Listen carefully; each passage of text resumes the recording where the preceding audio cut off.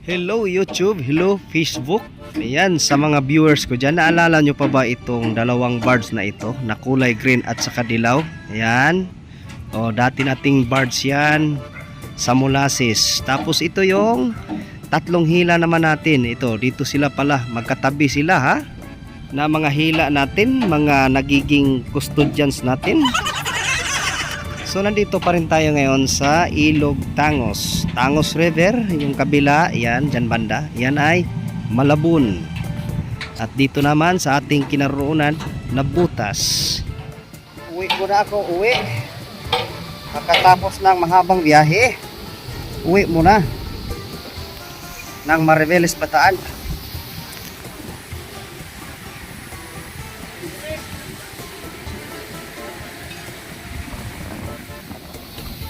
So sino mag-akala no na yung binabaan nating mga birds noon nandito pala sa isang shipyard dito sa Nabutas City, at nagkataon ding dito rin natin dinala yung ating hila galing Cebu at yung ating kasamahang na-rescue natin doon sa karagatan ng Kalatagan.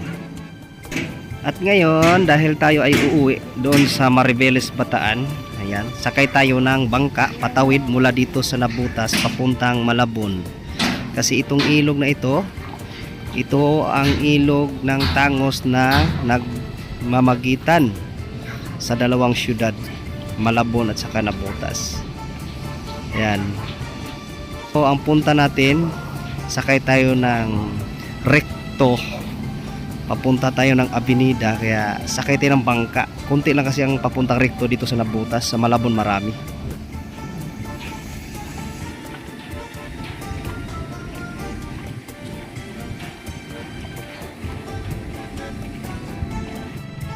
Yan, nandito na tayo sa riverbank ng Malabon City. Nakadaong na yung bangka, galing tayo dyan sa Nabutas City.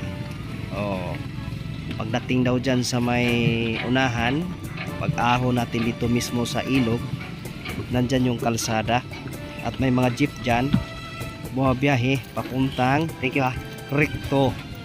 At sa rekto lakad tayo papuntang Avenida.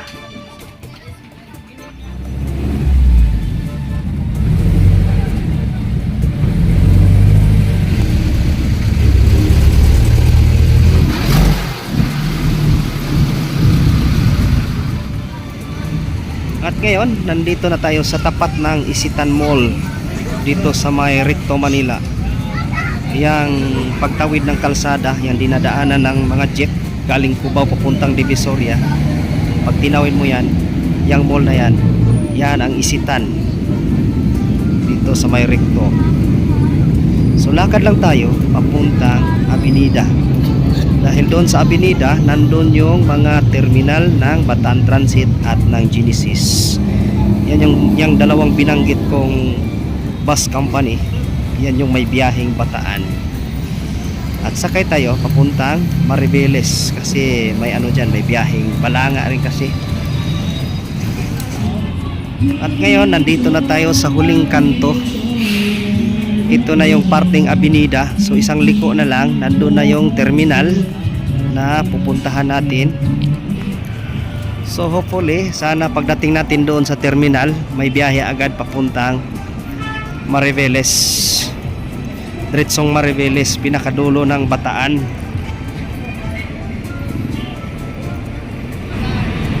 So ayan, mabuti. At mayroong Mariveles. Ayan, diretso sakay na tayo agad.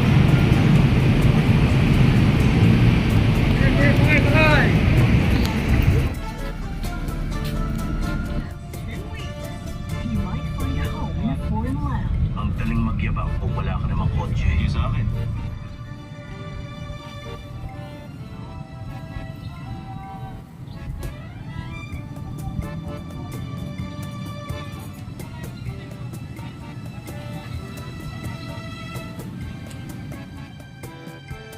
Okay, nandito na tayo ngayon sa Mariveles Bataan.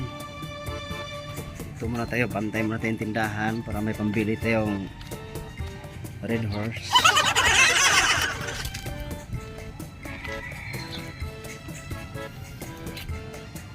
tanaw yung Mariveles. At ito yung aking pwesto dito sa Mariveles. Nandito ako sa may upper part, southern upper part of Mariveles. So tanaw ko lang yung pinakabayan mismo ng Mariveles. So ito yung aking area. Yan. Tindahan ni Mrs. Si Mrs. Pinagawan ko ng tindahan. Yan yung kanyang pinagkaabalahan bilang paghahanda sa ating retirement, no? So medyo malayo pa naman, pero doon tayo pupunta.